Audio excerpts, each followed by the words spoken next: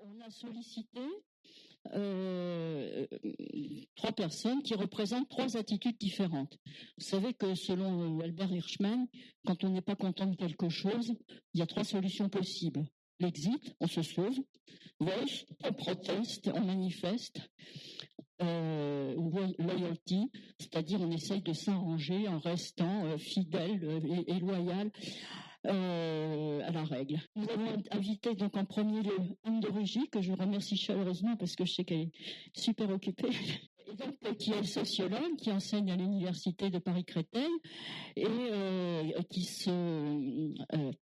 étudie plus particulièrement ce qu'on appelle les bifurcations descendantes, ce qui est un petit peu péjoratif, c'est dommage, mais bon, c'est comme ça, c'est le terme admis, c'est-à-dire le parcours de personnes bien installées dans la vie, cadres, etc., qui, à un moment donné, décident de changer complètement parce que leur travail est en dissonance avec leurs valeurs fondamentales, notamment avec le respect des autres et le respect de l'écologie. Donc elle a travaillé là-dessus, elle a fait une thèse sur le sujet et par ailleurs c'est une militante écologiste engagée, donc elle a beaucoup de choses à nous raconter par rapport effectivement à ces personnes qui remettent en question jusqu'à l'organisation de leur vie, leur choix de vie et leurs priorités. Alors ensuite, donc là, en quelque sorte, c'est les dissidents, c'est Exit. Alors ensuite, Rémi Vanel, excusez-moi, du collectif pour un réveil écologique, va venir nous parler effectivement de ce collectif qui est à l'initiative d'étudiants qui rejette effectivement ce système de travail inscrit dans la financiarisation, l'économie capitaliste, etc., et qui prennent les choses en main en proposant, à partir de ce qui existe aujourd'hui, des solutions, des chemins pour permettre de travailler plus en accord avec les valeurs fondamentales qu'ils souhaitent défendre pour leur avenir individuel, pour l'avenir collectif et pour l'avenir de la planète. Et puis James Amar, donc lui représente un autre collectif qui s'appelle Vous n'êtes pas seul. Et donc, qui est un collectif de protestation musclée et qui va plus loin, effectivement, dans la contestation et la proposition d'autres chemins. Voilà. Et puis, donc, Yovan Gilles, que ceux qui sont familiers de l'Université du bien commun connaissent déjà, qui fait partie du comité de pilotage de l'université. C'est un très grand connaisseur de la pensée, notamment d'André Gorz, qui est quand même visionnaire, effectivement, sur la crise du travail aujourd'hui, donc qui apportera la note philosophique à cette réunion. Je passe la parole à Anne de Rugy. Je suis une jeune chercheuse, même si j'en ai pas l'air, c'est-à-dire que j'ai été enseignante longtemps et militante effectivement en Seine-Saint-Denis à Bagnolet, où on a monté une modeste maison de l'écologie populaire, beaucoup moins somptueuse que l'Académie du climat, mais intéressante aussi. Et voilà, les réflexions politiques et puis le fait d'avoir envie de creuser m'ont conduite à l'idée de faire une recherche, une thèse tardive, on va dire. Et la question qui m'a lieu au départ, c'est plutôt la question de la consommation. C'est-à-dire le paradoxe de la consommation, qui est le fait qu'il y a une critique de la consommation par l'aliénation, qui est très partagée, et en même temps une croissance continue de la consommation, une critique de la société de la consommation qui produit sans arrêt plus de sociétés de consommation. Je ne vais pas dire que c'est la critique qui produisait plus de sociétés de consommation, en tout cas une résistance à la critique. Et ce qui m'intéressait au départ, c'était plutôt,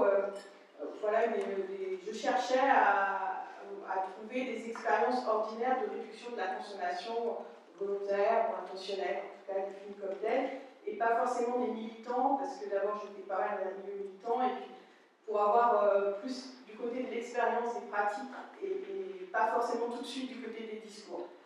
Et c'est comme ça que je suis arrivée à l'idée d'enquêter sur les trajectoires professionnelles descendantes du point de vue du revenu, là, assez objectivable, je dirais. C'est-à-dire le fait que ce qu'on appelle aujourd'hui les bifurcations, il se trouve que je l'ai appelé aussi comme ça, bifurcation descendante, dans le sens descendante du point de vue du revenu et du point de vue des classements, des hiérarchies sociales dominantes, à la fois en sociologie, quand on parle de mobilité sociale ascendante, il y a bien un classement puisqu'on parle d'ascendant, socialement aussi des hiérarchies implicites ou explicites sur les professions, les formations. Et puis voilà, c'est dans ce sens-là, évidemment, c'est descendant, c'est pas forcément vécu comme tel, et c'est pas du tout, il n'y a pas de jugement négatif, au contraire. Et donc c'est comme ça que je suis arrivée à l'idée d'enquêter sur des trajectoires professionnelles, avec l'idée qu'il y avait une bifurcation, c'est-à-dire un changement professionnel. J'ai fait l'hypothèse la plus minimale qui est changer d'emploi avec une baisse de revenus. Et les deux autres hypothèses, l'autre hypothèse que je faisais, c'est que c'était intentionnel, ce qui n'est pas évident parce qu'intentionnel, c'est vécu comme choisi, ce qui n'est jamais, c'est pour eux la catégorie de choisi ou pas. Et en même temps, j'ai pas pris des militants spécialement. Ça veut pas dire qu'il n'y a pas des militants, mais j'ai pas pris des gens qui s'étiquetaient comme décroissants, même s'il y en a forcément dans le panel. Donc voilà, c'est comme ça que finalement je suis arrivée au travail, alors qu'au départ j'étais sur la consommation, et je pense que c'est finalement pas un hasard. Alors autour de ça, disons 4 questions. On verra si j'ai le temps, on va vous couper, hein, je sais pas. La première question, c'est celle à laquelle je ne sais pas répondre, c'est quelle est l'ampleur du phénomène. C'est-à-dire, est-ce qu'il y a une forte visibilité médiatique, on l'a vu, c'est pas tout à fait la même chose, c'est quand même le même air du temps, je dirais, avec la vidéo de l'agro-paritech et de ceux qui appelaient à bifurquer professionnellement, donc des jeunes étudiants diplômés, on voit bien que ça a eu un grand écho médiatique. C'est pareil dans la presse, il y a beaucoup de discours un peu héroïsés comme ça, de cadres qui deviennent boulangers ou agriculteurs ou permaculture, etc., ou des métiers manuels.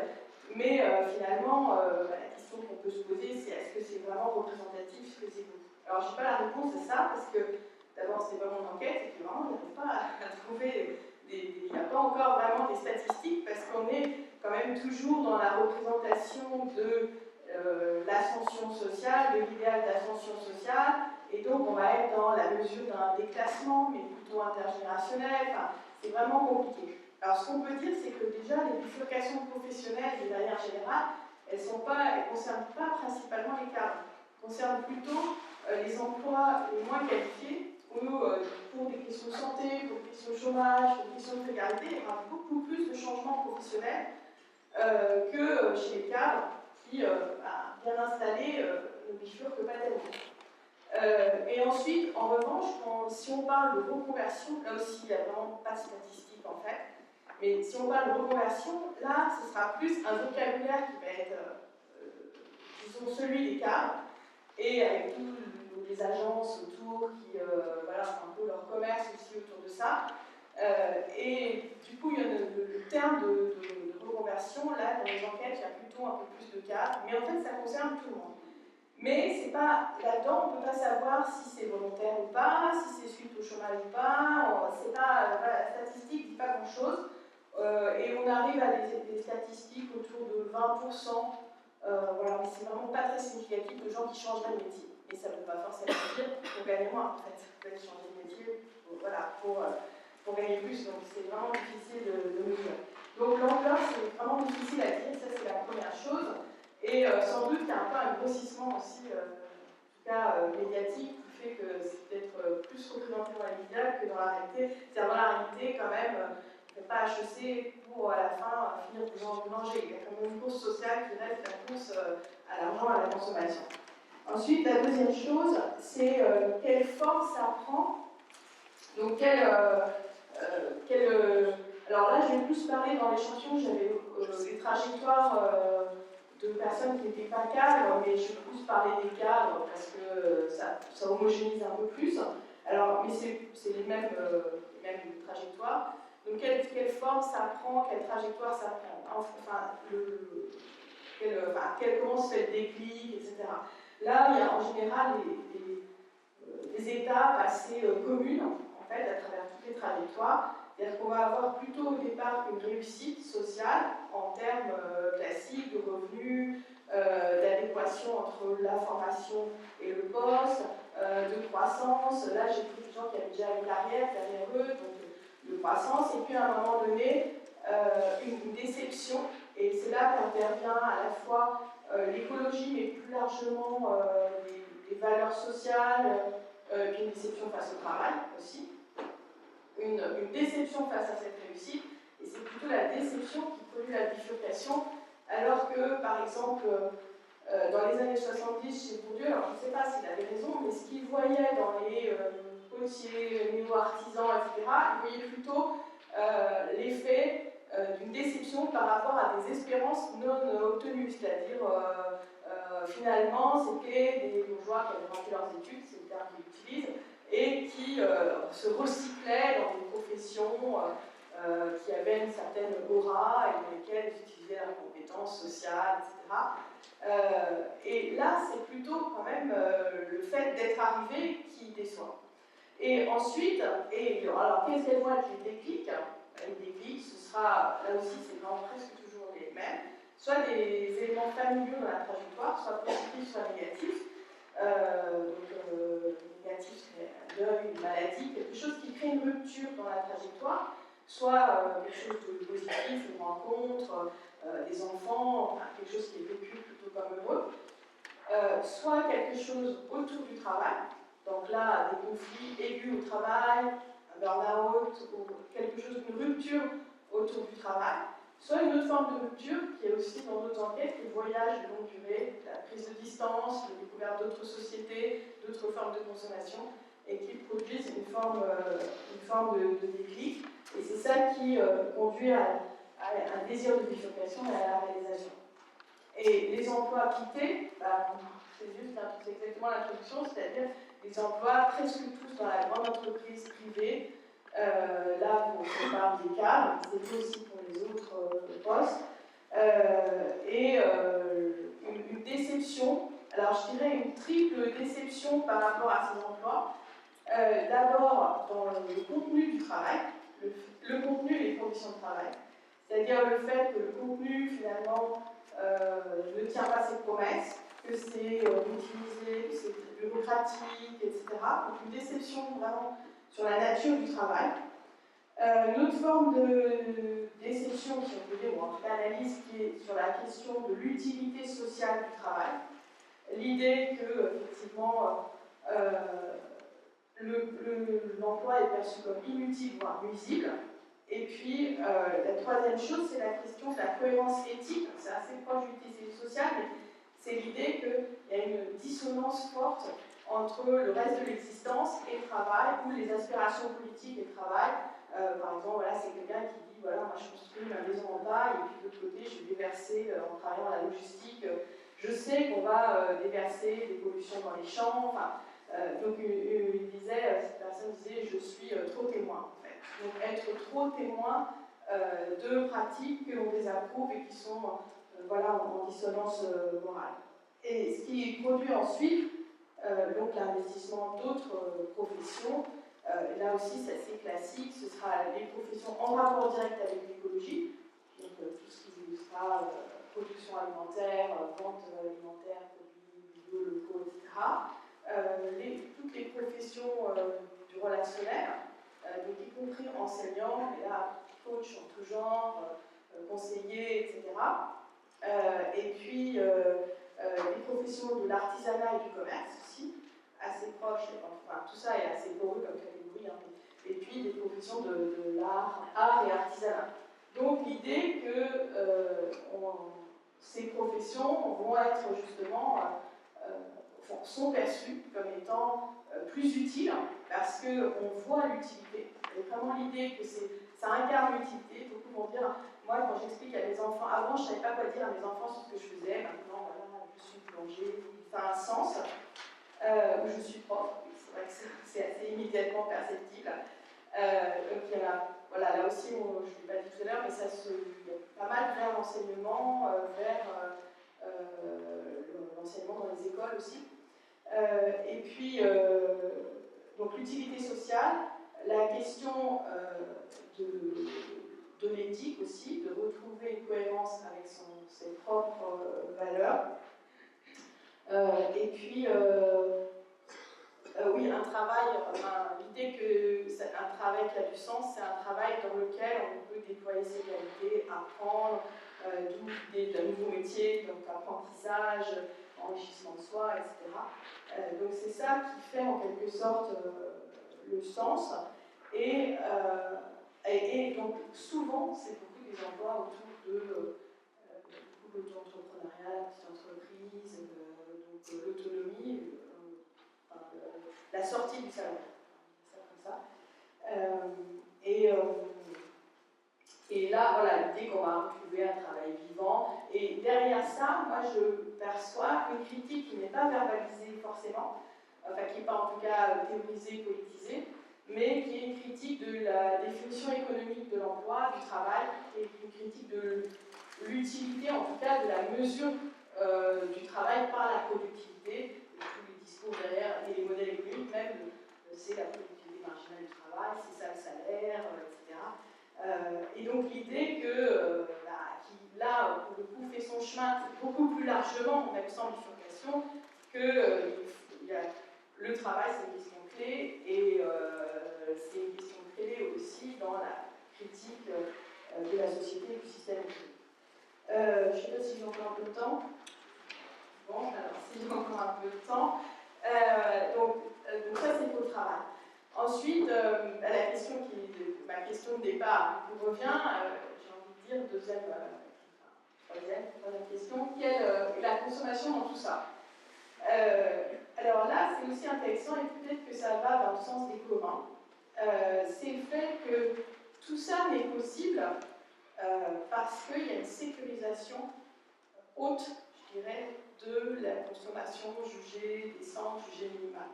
Et la première chose, c'est le logement. Et ça, c'est dans d'autres enquêtes aussi sur la décroissance, où on voit que les expos, les néo-ruraux, on voit que beaucoup de ces expériences reposent, un peu paradoxalement, mais là, pas paradoxalement, et c'est des cas, donc ils ont une forme de rente aussi, éventuellement à côté, reposent sur la propriété du logement et le fait que le logement est sécurisé. Alors, ça peut être aussi l'idée de déménager, mais aller vers des endroits où c'est moins cher que des métropoles, et donc profiter, là, sécuriser le logement encore davantage, d'une certaine manière. Et donc ça veut dire que y a une liberté qui est possible grâce à la sécurisation du logement, et donc l'idée qu'il y a assez une forme, je ne sais pas si on peut dire bien commun, c'est vous qui direz, mais ça lance une piste sur qu'est-ce qu'on pourrait socialiser dans la consommation, qu'est-ce qui est essentiel. Là, c'est pas une découverte, mais ça apparaît vraiment. La deuxième chose, c'est évidemment l'alimentation. Et là, avec tout un travail pour garder une alimentation qui correspond à l'idéal à la fois social et écologique, une alimentation bio, locale, qui correspond à la fois aux normes écologiques et aux normes d'écart, avec soit des tas de combines pour baisser son revenu, mais malgré tout garder une alimentation avec des produits frais, avec vraiment c'est le mélange, c'est tout ce qu'on va insister, c'est le mélange à la fois du côté écologique et aussi quand même du côté des cadres pour une certaine idée de la bonne alimentation. Alors avec beaucoup de nuances, il ne faut pas que je dévaloriser, mais c'est un élément qui est quand même présent, le fait que ça se combine avec l'écologie.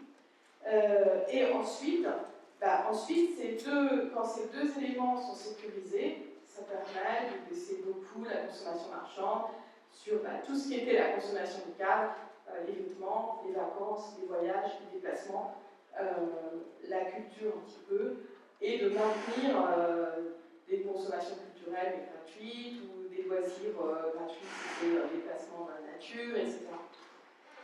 Et donc finalement, là, il me semble qu'il y a quelque chose d'intéressant parce que la consommation, une fois que le minimum est sécurisé, la consommation devient secondaire. Attention, je n'ai pas dit qu'il y ait une petite élégance convoquée, hein, pas du tout, mais la consommation en elle-même devient secondaire et c'est le travail qui est important. Et là, ça me semble rejoindre une critique, c'est une critique en pratique, on pourrait presque dire critique marxiste en pratique, dans une interprétation qui fait du travail la finalité et de la consommation la condition. C'est-à-dire que ce que dit Marx dans les manuscrits de 44, c'est le fait qu'il y a une nation quand la consommation est une finalité. Soit parce que c'est une nécessité et qu'on c'est vraiment la reproduction minimale dans le salariat et l'exploitation, soit parce que ça devient une nécessité, enfin c'est pas une nécessité, c'est une finalité dans la société de consommation, ben, oui c'est ça, alors que la consommation doit être une condition, c'est-à-dire un moyen qui permet d'avoir une activité, d'œuvrer, et le travail devient là une finalité, le travail qui enrichit, qui a un sens, etc. Et donc ça, c'est pas du tout verbalisé, mais c'est une sorte de critique en pratique d'un ordre qui est quand même très présent, qui fait de la consommation une finalité. D'où la dernière ou avant-dernière, on les sépare ou pas, d'où la question de la politisation. Est-ce que ces trajectoires sont politisées? Donc on a dit tout à l'heure, c'est effectivement les trajectoires d'exit professionnel, de sortie. Alors, est-ce qu'on peut dire que c'est politique? Est-ce que c'est politisé? Quel rapport au politique? Alors, là-dessus, je dirais que la première chose, c'est que c'est assez paradoxal, dans le sens où la première impression, c'est que le politique est fortement mélangé à l'individuel. C'est-à-dire qu'on a beaucoup de discours du type « c'est mon choix, je le fais pour moi, c'est d'abord pour moi, c'est mon équilibre ». Ce qui rejoint aussi, alors c'était pas ce discours-là, mais pour ceux qui ont lu Walden de Soro, c'est aussi des petits calculs où il essaie de trouver le maximum de satisfaction pour lui. Et derrière, il y a quand même une critique, quand même obligé de quitter la société dominante, mais il y a quand même toujours le côté je veux imposer ma vision de l'intérêt, et donc c'est très centré sur soi. Tout des critiques, hein, il y a vraiment une question de voilà, comment c'est politisé. Alors là, c'est très variable. Et ça, c'est quand même intéressant parce que je pense que ça rejoint beaucoup de choses, de manifestations aujourd'hui dans la société, qui sont un peu critiques, mais pas forcément politisées, en tout cas politisées de différentes manières. Et là, alors j'ai analysé la politisation sous 3 angles. Est-ce que, quand je demandais aux gens, plus ou moins directement, pour ne pas trop biaiser, est-ce qu'ils le vivaient comme politique? Donc l'auto-qualification, est-ce qu'on dit je suis engagé par mes pratiques, ma bifurcation est engagée? Donc là, typiquement, les étudiants de Telco par Tech, oui, ils sont très élevés là, dans l'auto-qualification. Deuxième chose, est-ce qu'il y a des trajectoires, quels sont les modes de participation? Est-ce que cette bifurcation elle est associée à des formes de participation collective, la pétition, montée en généralité, etc. Et troisième chose, est-ce que, est-ce que j'ai analysé les discours, c'est-à-dire que c'était pas l'auto-qualification, là c'était externe, pour voir s'il y avait des références politiques, des références à des mouvements politiques, ou si on était dans l'inverse, c'est-à-dire la peur du politique, du type, pas de, par exemple, très très peu, hein, mais profit, capitalisme, tout ça c'est des mots qui vont très très peu arriver, et s'ils arrivent, je dirais que c'est un discours qui est politisé. Alors qu'à l'inverse, si c'est mon projet, là, je dirais que non, c'est pas politisé. Je t'inquiète un peu, mais c'est ça l'idée.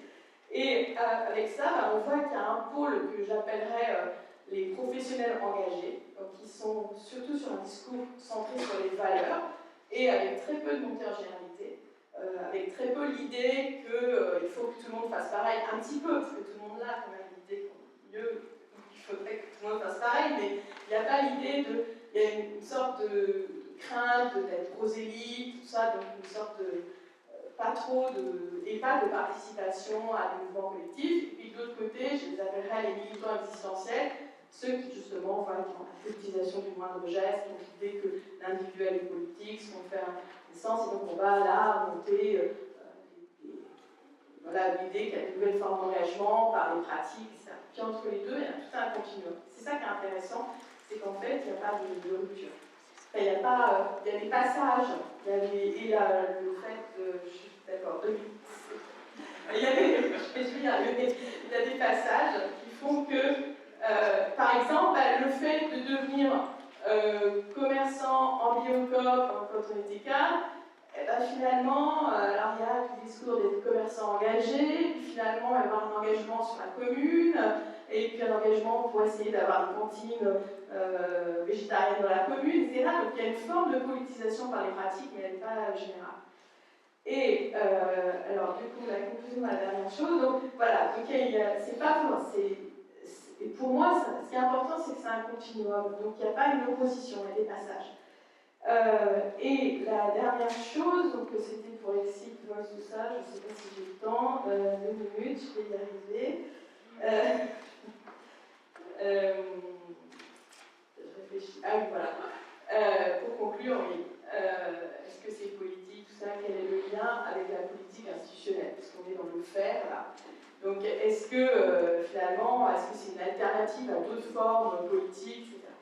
Alors là, ce que je vois, moi, dans l'enquête, c'est qu'effectivement, les pratiques, les modes de vie, l'engagement par les modes de vie, c'est vécu quand même comme une alternative à la politique institutionnelle qui est fortement dénoncée. Bon, là, j'ai fait dans l'enquête des trucs sur les politiques, c'est des fourmis, etc. Ou des militants qui disent je ne distribuerai plus jamais un tract, ça ne sert à rien. Donc une recherche d'engagement qui a un sens en lui-même. Toujours la même question, c'est l'engagement qui n'est pas pour obtenir, un engagement des manifestations pour autre chose, mais un engagement qui a sa finalité dans quelque chose lui-même. Et donc d'un côté il y a ça, et de l'autre côté il y a une forte circulation aussi avec des formes d'engagement que je dirais plus traditionnelles, c'est-à-dire des formes collectives, éventuellement même politique institutionnelle, réflexion. C'est-à-dire qu'on va avoir des gens qui sont dégoûtés du militantisme, donc qui vont vers bifurcation professionnelle, autre tranche de vie, et après qui reviennent vers être élus dans leur ville, ou avoir une forme de renouveau du militantisme politique autour de l'exemplarité. Donc voilà, là aussi, il y a des circulations. Donc je dirais que c'est une forme, c'est une forme de critique qui est assez paradoxale parce qu'elle peut être très politisée et dans ce cas-là, elle est immédiatement lisible.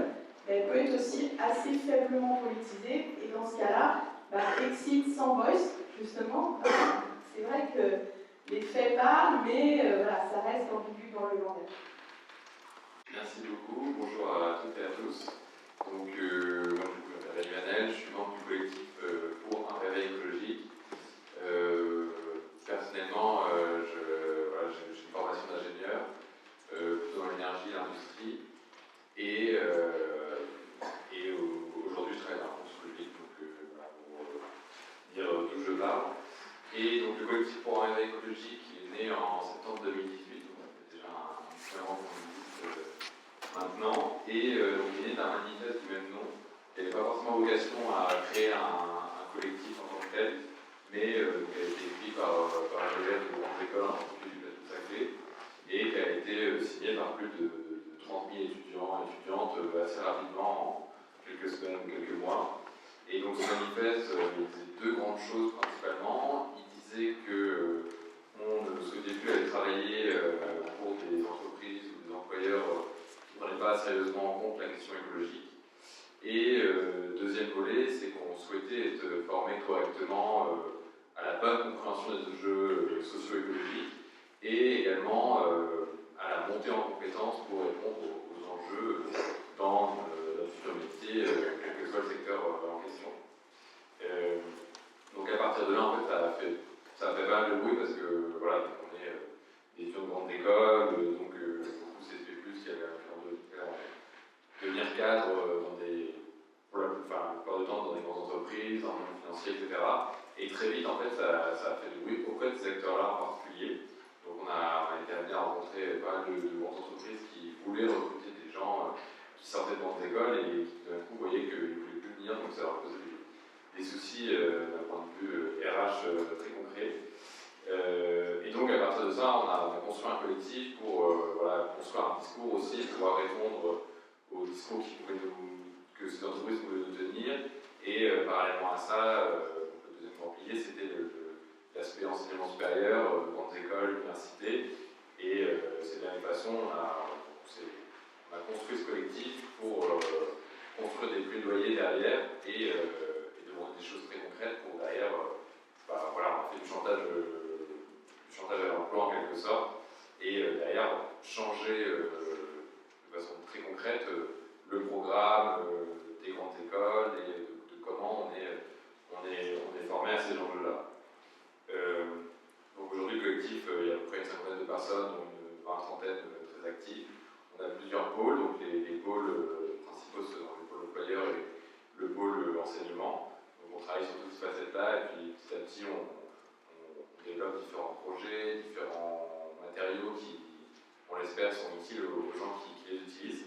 Donc je vous invite à aller voir notre site web. Et moi je parlais en particulier du pôle employeur. Donc dans ce pôle-là, au début on était beaucoup dans la critique des entreprises en tant que telles.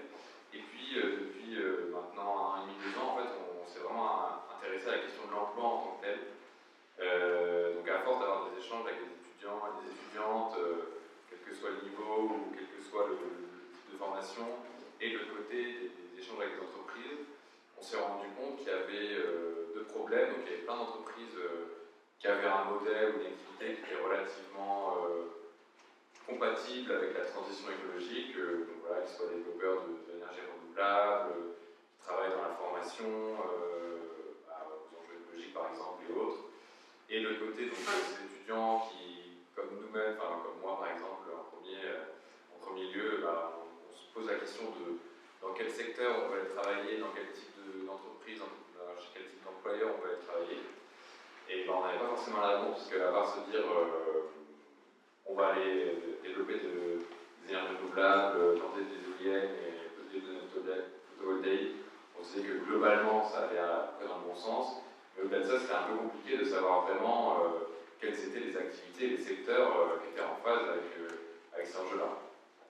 Donc à partir de ces deux grands constats-là, on a fait un travail qui a consisté à lire pas mal d'études, pas mal de travaux sur comment va évoluer le marché de l'emploi, quels sont les secteurs et activités qui sont en phase, ou relativement en phase, c'est critical, mais avec la transition écologique.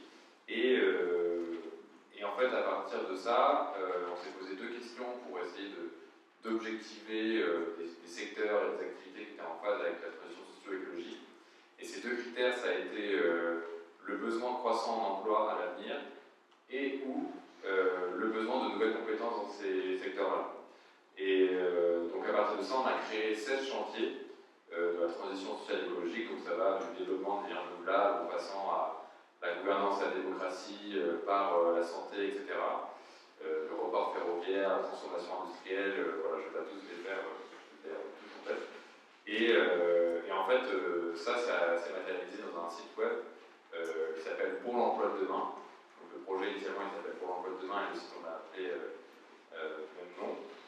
Et donc vous pouvez retrouver la démarche qui a été mise en place, les 16 chantiers de la transition qu'on a élaboré, et on explique à chaque fois pourquoi ce chantier est un chantier de la transition sociale et écologique, quels sont les enjeux et où est-ce qu'on peut aller travailler, quelle structure on peut aller travailler. Et en fonction des chantiers, on va plus aller vers peut-être du privé, parfois ce sera plus des employeurs publics ou parapublics. Et du coup, l'enjeu c'était de donner à voir la diversité des emplois et des employeurs disponibles dans ces chantiers-là. Et donc pour ça, on a fait. L'enjeu c'était vraiment pas de créer un nouveau site web où il y aurait plein d'autres emplois, parce qu'il y en existe déjà énormément. Il y a Job That Make Sense, l'APEC, France Travail maintenant, anciennement Pôle emploi. Il y a plein de choses diverses et variées. L'enjeu c'était pas de recréer un énième outil en plus, mais c'était vraiment de créer un guide pour s'orienter pour l'emploi de demain. Et donc pour ça, on a fait un partenariat avec une plateforme d'emploi, qui existe déjà, qui est déjà opérationnelle, et qui a déjà des moyens humains, financiers, etc. pour la tenir à jour et pour la faire vivre. Et donc ce partenaire, c'est Job That Makes Sense. Et donc on y retrouve en fait plein d'autres emplois avant que notre projet existe, plein d'autres emplois qui sont relativement en phase avec la transition sociale et écologique. Et maintenant, sur leur site, vous pouvez avoir un label pour un label écologique qui, entre guillemets, valide l'employeur et l'offre d'emploi en question, enfin, qui valide dans le sens où l'offre d'emploi et l'employeur en particulier seraient partie prenante des chantiers qu'on propose. Et du coup, derrière, on fait aussi le relais entre notre site web quand on propose une offre d'emploi. Ça renvoie vers le site de Job That Makes Sense. Donc ça, c'est ce qu'on a fait à date. Aujourd'hui, on continue à travailler sur ces chantiers-là.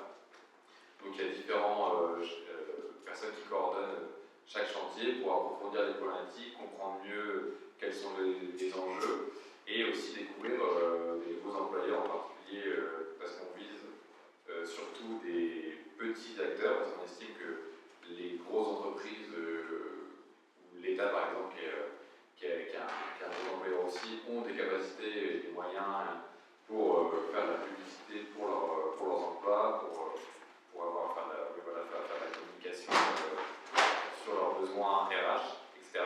Et donc on essaie d'aller voir quels sont les petits acteurs et comment on peut les valoriser aussi à travers ce site.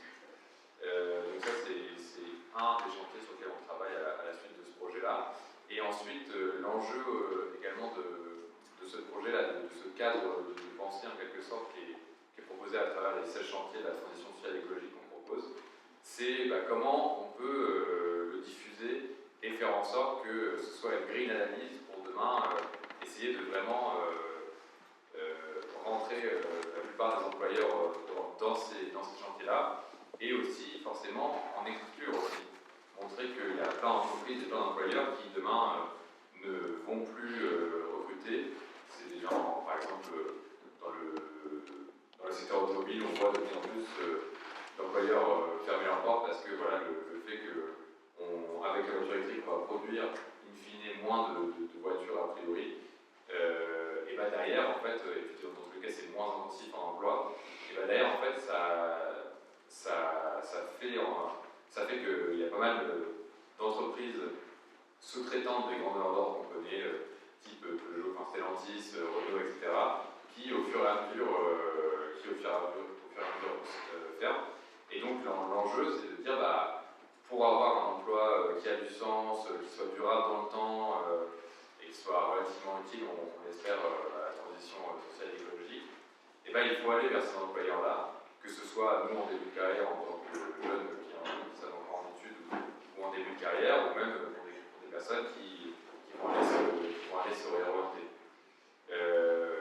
Donc voilà, et ce cadre de pensée, on essaie aussi de le pousser auprès des pouvoirs publics, parce qu'en fait, derrière, il y a un besoin de justement acter le fait que il va y avoir la transition écologique, ça va impacter le marché de l'emploi, ça va le changer de façon relativement importante.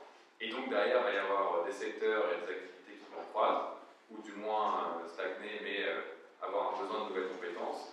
Et à l'inverse, d'autres secteurs comme le secteur automobile ou comme le secteur des fossiles au sens large, a priori, où il va y avoir des baisses d'emploi. Et donc il y a un enjeu tout particulier à anticiper ça et de voir comment on peut faire des passerelles.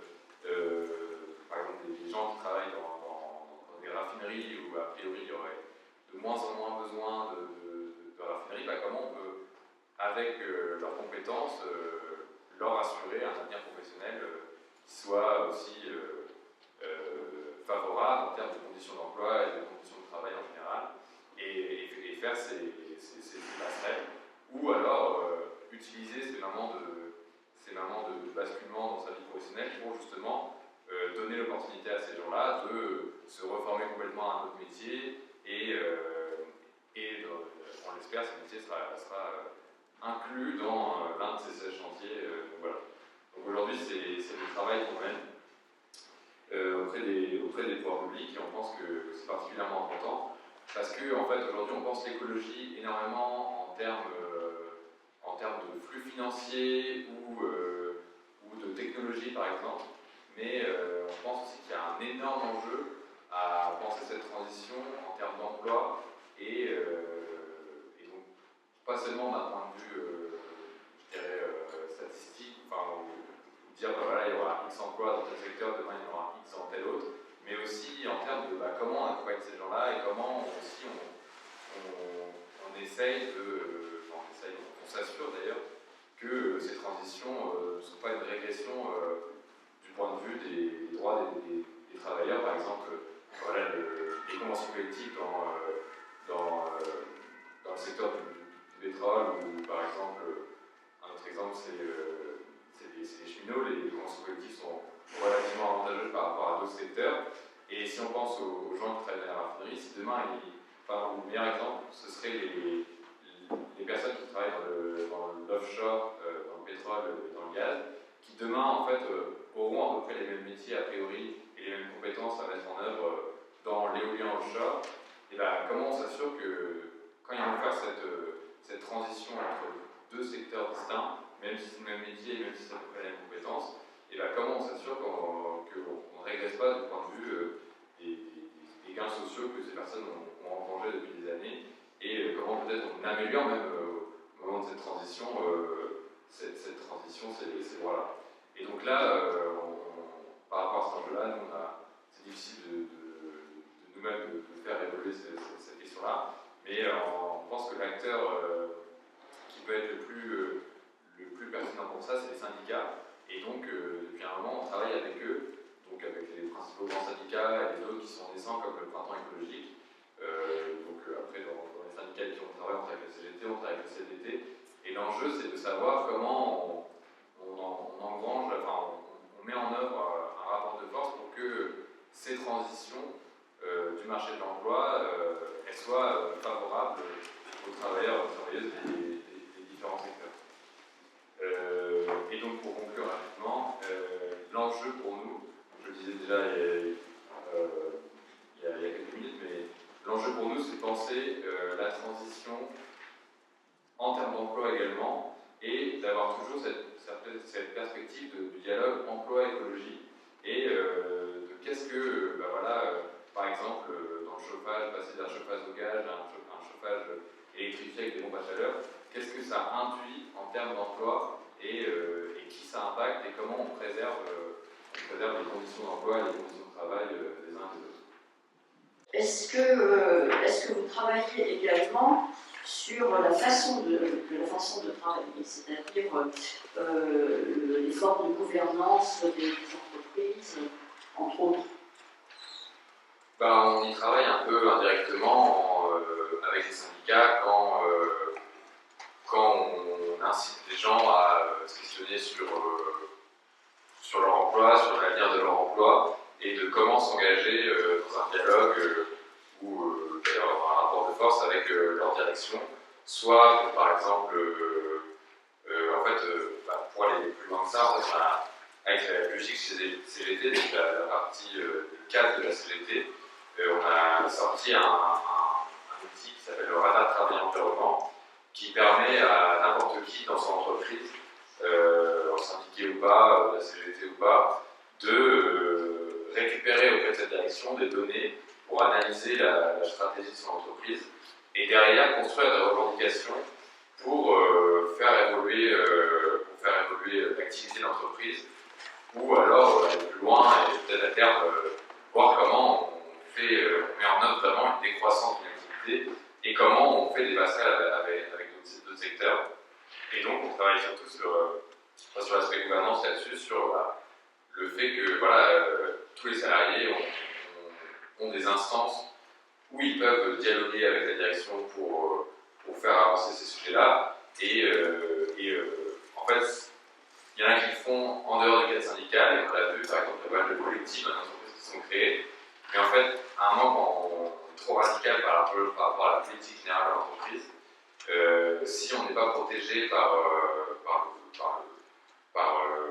l'aspect syndical, qui a des droits particuliers en entreprise, et à un moment, si on va trop loin en confrontation avec l'entreprise, on a vu des gens qui ont été mis à pied dans des grands groupes, et donc c'est là qu'on incite les gens avec qui on a l'occasion de discuter pour aussi aller plus loin dans l'engagement collectif et aussi aller dans ce genre d'instance syndicale et ce qui permet aussi de les protéger.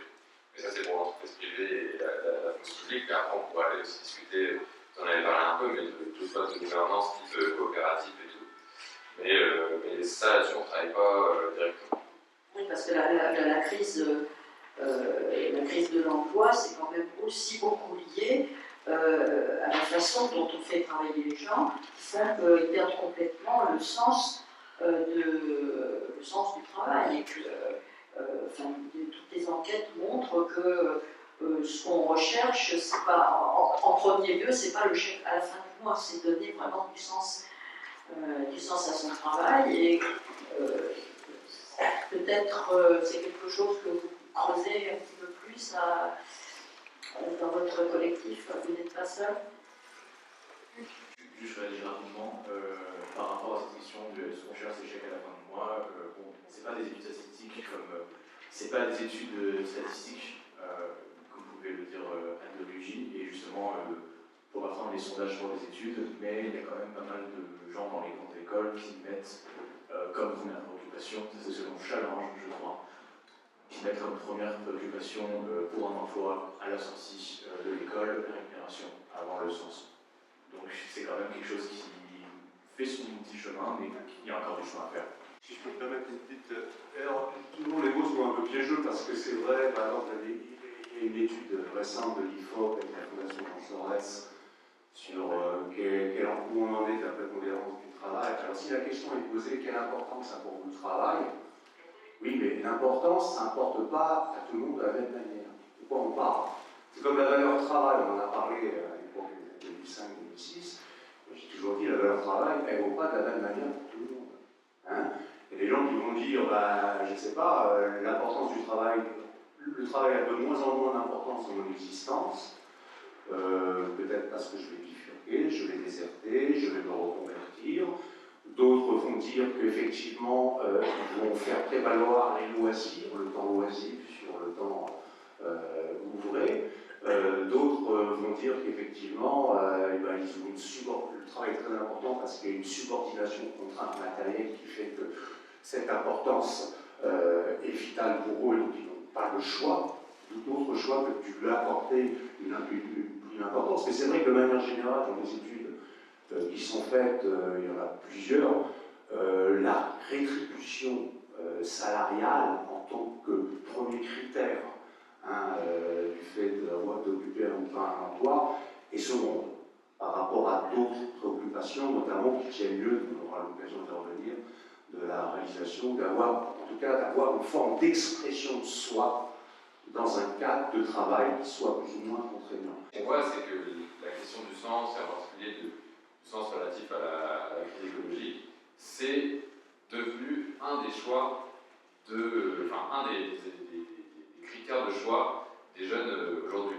Et ça, on a fait l'exercice pendant 2 ans de suite quasiment. On en avait fait un en janvier 2022 et là juin 2023.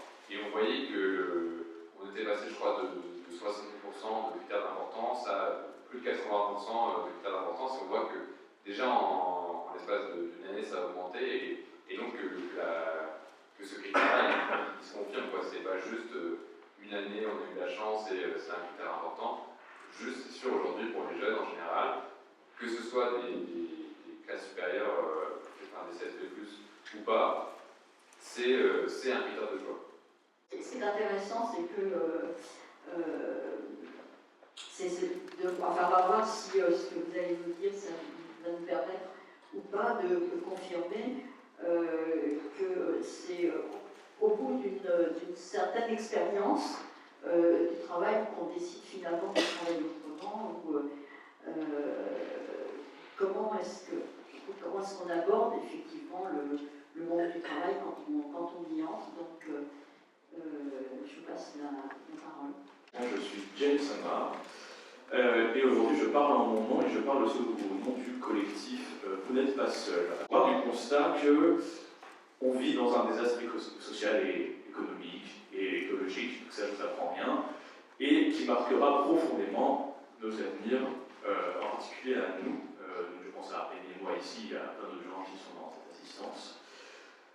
Et en fait, Ce désastre, nous, on dit que, et on le dit avec beaucoup de ressources à l'appui, qu'il est organisé par un système politique et économique, qui est le nôtre, dans lequel on semble coincé, puisqu'il y a beaucoup de portes de sortie qu'on aimerait actionner, mais tellement d'interdépendance qu'il est difficile d'en sortir.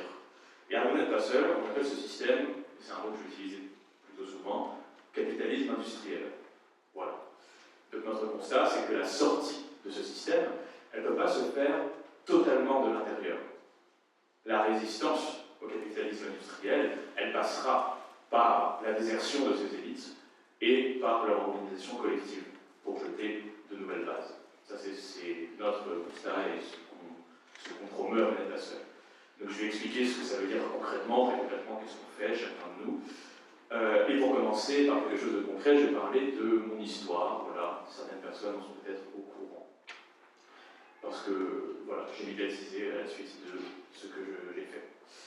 Donc mon histoire, donc moi je viens d'une famille donc plutôt CSP+, comme ça va pas mal faire écho à ce qu'on vient de dire, tout ce que je vais dire maintenant. J'ai été très bon élève au lycée Janson de Sailly, dans le 16e. J'ai eu mon bac en 2019.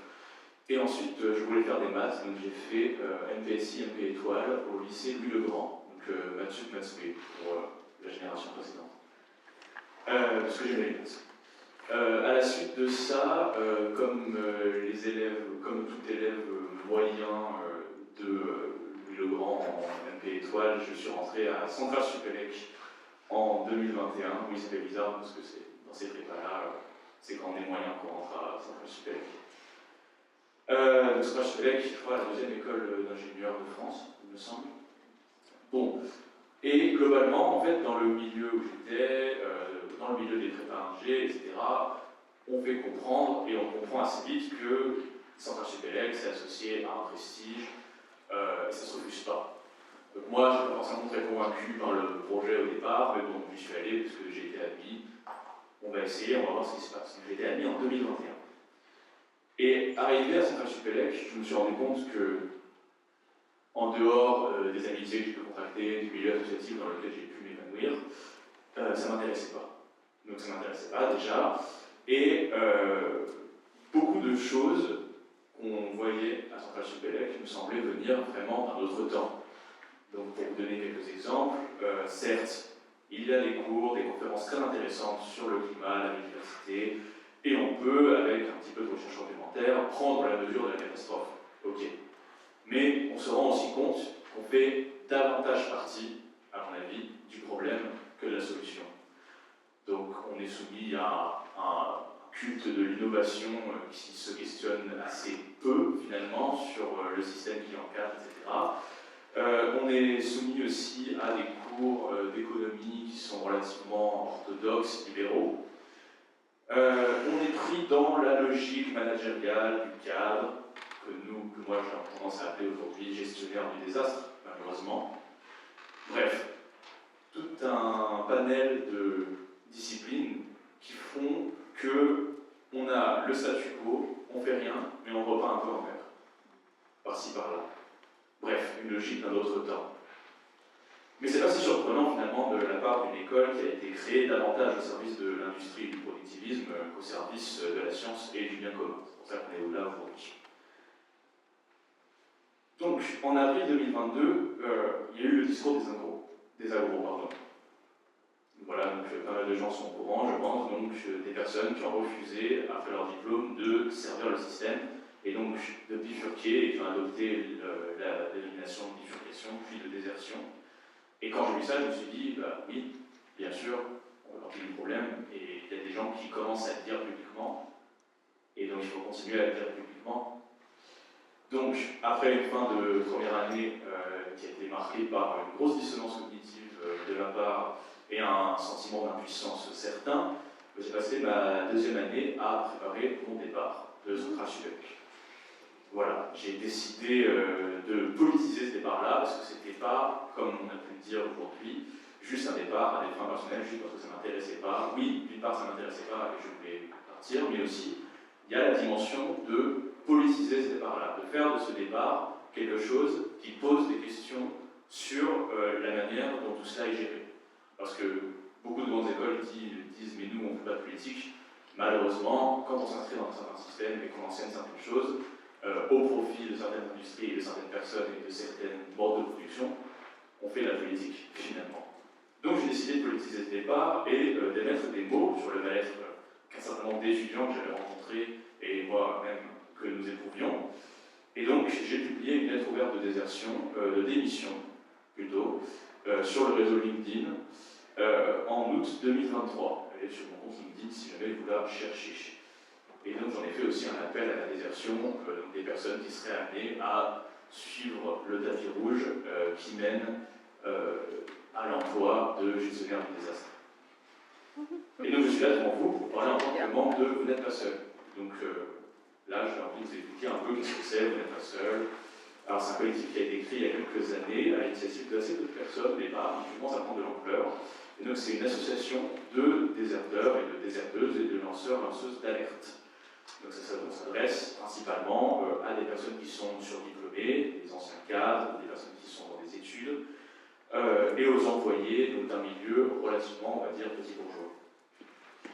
Et donc on s'adresse à ces personnes-là qui ont envie de choisir, de faire ce choix, de refuser et de déserter. C'est-à-dire de refuser de participer au capitalisme industriel et de refuser de continuer à être les gestionnaires du désastre. En fait. Le constat, c'est que la cause sociale, c'est que les causes sociales pour lesquelles on a envie de se battre sont complètement cassées, que le système social est méthodiquement cassé par le pouvoir en place et par les personnes qui le permettent, que la destruction du vivant, c'est l'effet d'un système capitaliste industriel qui repose sur le profit, sur la consommation, sur la production à outrance, au lieu du bien commun, et qui aussi, d'un point de vue un peu anthropologique, qui extrait l'être humain de la nature, et donc qui voit la nature comme quelque chose qui est à exploiter ou à protéger, comme si c'était quelque chose qui était extérieur à nous, et qui ne comprend pas le monde comme un tout, alors que pas mal de civilisations en dehors de la nôtre ont réussi à le faire, et que finalement notre civilisation de 150 ans est relativement anecdotique sur ce point de vue-là. Donc on a un collectif de personnes qui viennent soit de la tech, de l'ingénierie, des banques, des pétroliers, des startups, et en fait tous ces systèmes-là ont des effets néfastes, mais nous pensons qu'ils ne sont pas accidentels, qui font partie de l'essence de ce pourquoi tout ça a été créé, de ce pourquoi tout ça fonctionne. Il y a des membres actuels de Vous n'êtes pas seul qui ont bien voulu changer les choses de l'intérieur, essayer de se mettre dans des démarches de la RSE, etc. Enfin. Mais finalement, il est assez naturel de constater qu'un système pensé et organisé contre le vivant soit assez inerte quand on lui demande gentiment de changer, de faire des ajustements de marge.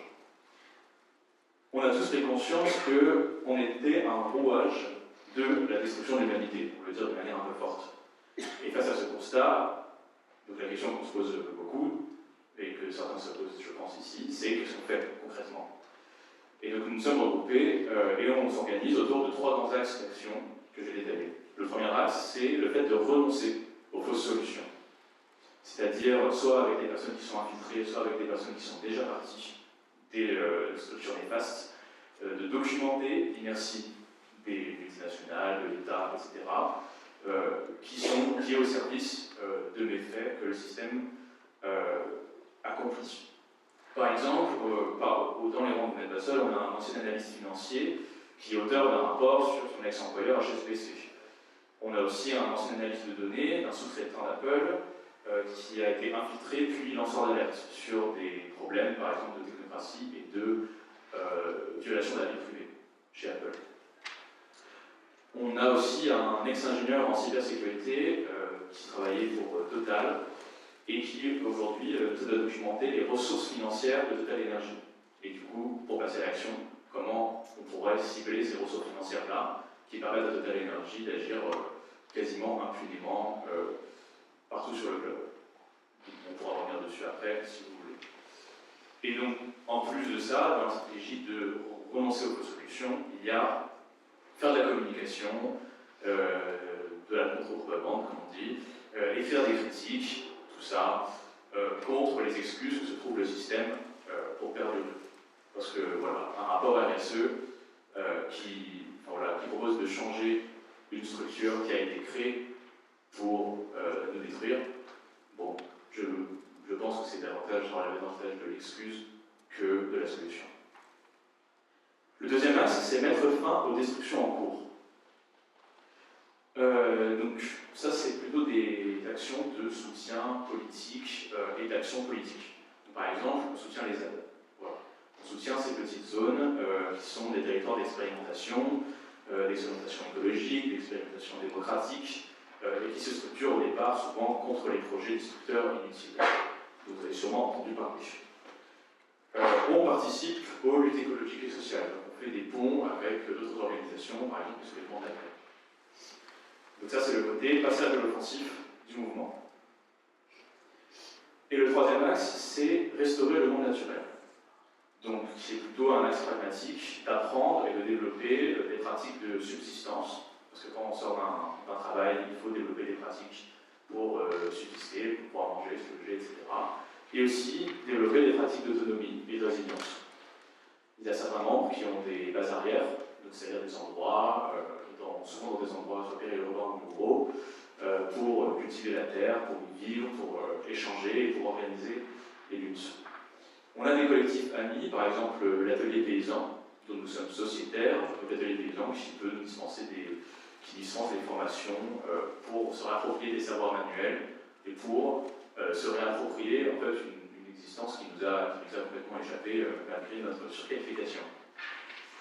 Donc se réapproprier des savoirs manuels, se réapproprier des savoirs agricoles, voilà, tout ça pour développer de l'autonomie et de la résilience, parce que ce dont on a besoin, on pense, en sortant du système, c'est d'être résilient et d'avoir de la subsistance.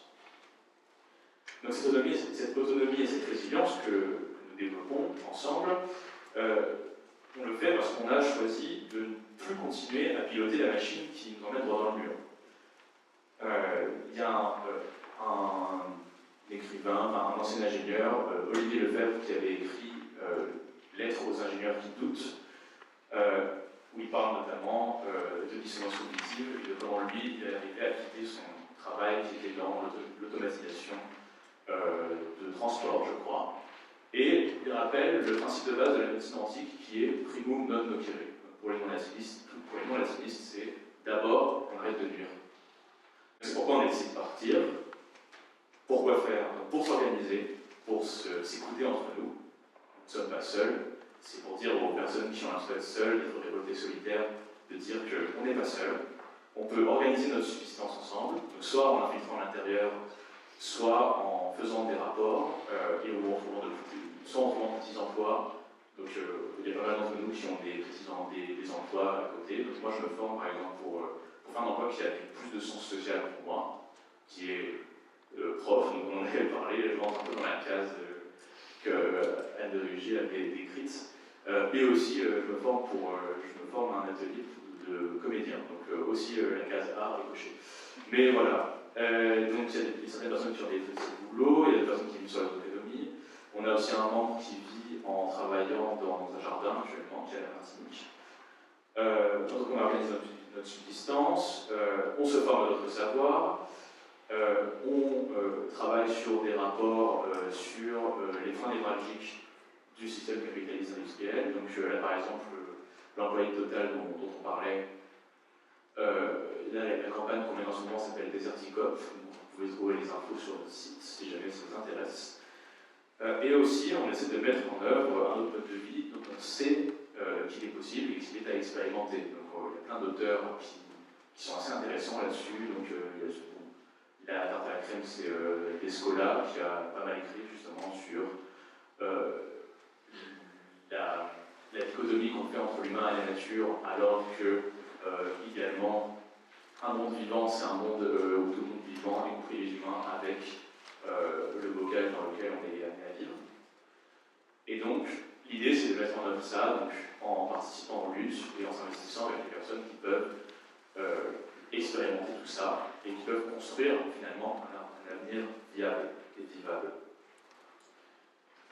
Donc, participer à l'offensive depuis le secteur professionnel, c'est notre combat. Et c'est pas, ce qu'on veut dire, c'est que c'est pas une reconversion.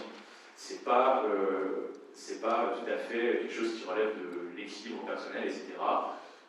Ce dont on veut, c'est que toutes ces personnes qui se rendent compte qu'il y a quelque chose qui cloche sachent que en sortir, c'est un acte de résistance, finalement. C'est une politisation, on aimerait politiser publiquement ce refus qui est là. Et on pense que chaque désertion, chaque coup porté à l'industrie des arts, chaque moment de joie collective, chaque moment autonome, chaque résilience, tout ça, c'est un acte de résistance. Même dans le discours, qui peut être d'ailleurs très pluriel, chez les écologistes européens, français, autochtones, il y a toujours le fait de plus en plus de corréler la transition énergétique ou écologique ou d'autres au fait de mentionner d'une manière presque ostensive que ça va créer des emplois. Voilà. Et ça, c'est une condition pour que le discours, de leur point de vue, soit accepté et acceptable. C'est-à-dire qu'on est quand même dans un imaginaire travailliste où, effectivement, une destruction nette d'emplois au nom de la transition écologique serait moralement inacceptable. Et ça, il faut quand même avouer que le fait de conditionner la transition au fait de dire que ça va créer de l'emploi, ça montre bien qu'on est empêtré dans un monde où, effectivement, par le jeu des interdépendances, les uns et les autres, que ce soit les grandes puissances ou les puissances moindres, sont toutes captives de trois dogmes, compétitivité, croissance, surcroissance, usurelle, et surtravail. Alors je vous donne un petit exemple. Vous connaissez l'économiste Keynes, qui est quand même le fondateur du welfare state dans les années 30, qui est notre modèle social, toujours en place de justice redistributive, où on corrèle effectivement le revenu au travail, au temps de travail. C'est un système qui a fait florès au lendemain de la Seconde Guerre mondiale, qui a porté ses fruits, même si certains pourront constater que ce modèle, peut-être sur certains points de vue, il peut vaciller un peu, mais on est quand même sur un système où... qu'est-ce qu'il disait Keynes dans les années 30 ? Il écrivait un petit ouvrage, l'économie expliquée à mes petits-enfants. Et Keynes, il disait, cash, dans un siècle, c'est-à-dire aujourd'hui, il écrivait en 1900, dans un siècle, la productivité sera tellement forte par rapport aux infrastructures industrielles, etc., aux méthodes de management, par rapport aux gains de productivité dégagés, que s'imposera à tous que la contribution à la production de la richesse commune pour la satisfaction des besoins impérieux des sociétés permettra aux êtres humains, dans les sociétés en hyper-industrialisées ou hyper-industrialisées, de s'acquitter simplement en termes de durée du travail de 15 heures hebdomadaires. 5 tranches de 3. Eh oui, on n'y est pas, on y est encore loin. Vous avez beaucoup, nous on a effectivement les 35 heures, mais on travaille beaucoup plus en France, que 35 heures, ça c'est sur le papier. Pourquoi il s'est trompé Keynes sur cette question? C'est-à-dire, il a parlé de satisfaction des besoins. Or, dans la logique du capital, la notion de besoin, elle est dilatoire et extensible à l'infini. On ne peut pas dire, par exemple, au Moyen-Âge, on travaillait beaucoup moins. On avait 80 jours de congés à peu près annuels, au XIIIe, XIVe, XVe siècle. Et puis on avait toutes les fêtes votives religieuses, à peu près 70 jours. Donc ça veut dire 150 jours de non-ouvrés. Wow! Nous, avec nos 5 semaines de congés payés, tout au plus, on avait un peu rigolo. On surtravaille. Et la notion de besoin, la logique du capital, c'est créer le besoin du besoin. C'est pour ça que cette notion du besoin est complètement extensive et privatoire pour le capital. On va créer le besoin superfétatoire pour lequel, justement, nous proposons une offre. Regardez la démultiplication de vos applications sur vos portables tous les jours, aussi inutiles que oiseuses et superfétatoires. Donc, on se heurte à ce problème-là. Hein? Donc, la question qu'on peut poser, je m'arrêterai là, alors après on va continuer les débats, c'est que est-ce que l'on peut, une question qu'on peut poser par rapport aux pollutions au Cantal, par rapport à l'évolution climatique, est-ce qu'on va pouvoir, à long terme, rester sur cette logique où les individus tirent leurs revenus d'obligations professionnelles impérieuses et contraintes, et où les entreprises tirent leurs revenus de leur production? C'est une question qui se pose. Et c'est pour ça que parfois, André Gorz a essayé de relier la question de l'écologie à la création d'un revenu social garanti ou d'un revenu universel d'existence, un revenu de base. Hein. Ça se pose, hein, en Bretagne, aujourd'hui, on fait la semaine des 4 jours, il y a d'autres pays européens qui l'adoptent, etc. C'est ça. Alors, ça met effectivement en question nos modèles de justice redistributive où on aurait le revenu du temps de travail. Et durée du temps de travail. Voilà. Et ça, c'est une question que je vous pose, hein, à vous qui êtes présents ce soir. Hein.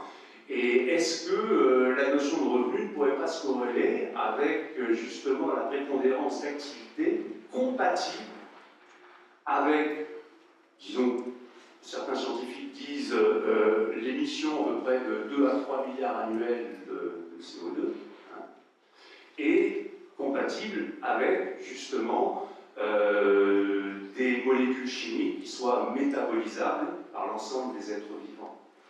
C'est une question totalement utopique, je vous l'accorde. Pour le moment, c'est très difficile de l'évoquer. Mais c'est quand même, la lucidité exige de nous de se demander si, à un moment donné, si on pose un regard lucide sur l'évolution des sociétés où, quand même, on est globalement, depuis Marx le constatait, l'analyser, on est quand même dans une crise de surproduction. On est dans une crise déjà de l'économie, on est dans une économie de l'obsolescence programmée, et on est dans des formes d'économie mondialisée où la demande est sursaturée par l'offre. Donc c'est une question où on peut essayer de voir à un moment donné comment la pression écologique pourrait effectivement recomposer nos modes de travailler et aussi opérer la refonte que vous espérez de vos voeux des modes de production, la refonte écologique des modes de production. Et une dernière remarque, c'était sur la notion de déclassement. Hein, souscrire à son propre déclassement, c'est classe, c'est vrai, c'est pas mal. Moi j'ai eu l'occasion avec Christina d'organiser beaucoup de salons des vins à Paris, et on invitait les pionniers en matière de vinification naturelle. C'est au-delà du vin bio. C'est-à-dire qu'il n'y a pas d'intrants dans la terre, mais il n'y a pas d'intrants organiques et chimiques dans le process de vinification qui n'est pas contrôlé, qui ne fait pas l'objet d'un contrôle comme l'écocert pour la viticulture, etc. Et on a beaucoup de vignerons qu'on a rencontrés qui veulent qui abandonnent les intrants chimiques et du coup, ils veulent effectivement que leur activité de production, ça soit le reflet du terroir où ils sont. Ils ne brillent plus la nature, ils accompagnent leur vie. Et donc, du coup, ils ont des degrés alcooliques qui, effectivement, invalident l'obtention d'une AOC, l'appellation d'origine contrôlée de leur pinard, et ils se déclassent volontairement, ils viennent en vin de table. Parce qu'ils veulent avoir la pleine expression de leur terroir. Et par exemple, c'est vrai que quand on parle d'écologie, alors c'est intéressant ces derniers points, on parle beaucoup, effectivement, je crois, pour revenir à cette question de l'emploi. Mais vous avez évoqué des emplois de nuisance. Hein, on pourrait, effectivement, hein, il y a des emplois de nuisance, et puis la plupart des emplois auxquels on peut se référer par rapport à la transition écologique seraient plutôt des emplois de la réparation. On crée des emplois de la réparation au prorata de la prolifération, de la démultiplication des emplois de nuisance, qui est un peu absurde. Il y a par exemple, tant il y a eu des menaces, effectivement, cataclysmiques à court terme. Je prends un exemple. en 1987, le protocole de Montréal, avec l'assentiment de l'ensemble des pays dans le monde, interdit le fait d'utiliser dans l'industrie ce qu'on appelle les fluorocarbures. Je ne sais pas si vous avez entendu parler de ça. Ce sont des molécules très sympathiques, très utiles, par exemple pour tous les systèmes réfrigérants, mais qui avaient cet effet, voilà, en ce qu'on pourrait appeler en externalité négative, de détruire la couche d'ozone. Et là, on a dit, si on ne fait rien, dans 20 ans, vos bronzettes avec l'ultraviolet, c'est une catastrophe pour les plagistes. Pas simplement ça, mais surtout, ça va affecter toutes les moissons agricoles au niveau mondial. C'est une catastrophe imminente. Et à partir d'une menace imminente, l'interdiction a été drastique d'interdire les fluorocarbures, quitte à ce que dans les secteurs concernés par cette interdiction, cela aboutisse à des pertes d'emploi sèches. Voilà. Donc, effectivement, question pédagogique des catastrophes, il y a quelques antécédents, mais espérons que nous n'ayons pas affaire à des phénomènes qui nous amènent effectivement à ce type de situation. Voilà. Donc la question aussi que je pose, c'est effectivement toujours persistante, c'est très dommageable, c'est terriblement dommageable par rapport aux travaillistes qui traversent aussi bien les forces de droite que de gauche, et toujours devoir lier les enjeux de la transition au fait, et ça va créer des emplois. Moi je suis déserteur aussi, j'étais cadre pendant une dizaine d'années, donc je connais un peu le monde, et maintenant je fais de la charpente radiale à la main. Et il y a un sujet qu'on n'a pas trop abordé, c'est le fonctionnement des entreprises privées. On parle des communs, et en fait, on constate que tout le produit des entreprises privées, il est justement privé, il est capté, y compris le produit intellectuel de ce que font les salariés dans les entreprises. Et donc, une des questions de comment sortir de ça, c'est comment mutualiser ce qu'on produit. Non seulement les produits matériels, par exemple des fruits et légumes, des choses comme ça, mais aussi toute la production intellectuelle de ce qu'on fait, donc un peu ce que fait l'atelier paysan, par exemple. Comment faire pour mutualiser tout ça. La solution que j'ai trouvée, c'est de travailler, de faire l'activité avec des chantiers participatifs. Pouvoir faire ça en coopérative d'activité. Ça, c'est aussi un modèle qui me convient très bien. Je vais un peu compléter la question précédente. Je travaille depuis 14 ans dans une entreprise de l'industrie. Moi, je vais citer, c'est Safran. Je fais des moteurs d'avion. Je suis ingénieur.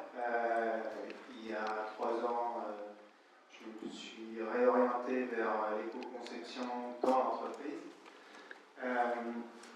J'ai listé très rapidement les différents leviers que vous avez référencés pendant vos interventions. En termes de critères, qu'est-ce qu'on doit faire pour changer, pour faire un choix vis-à-vis de sa carrière.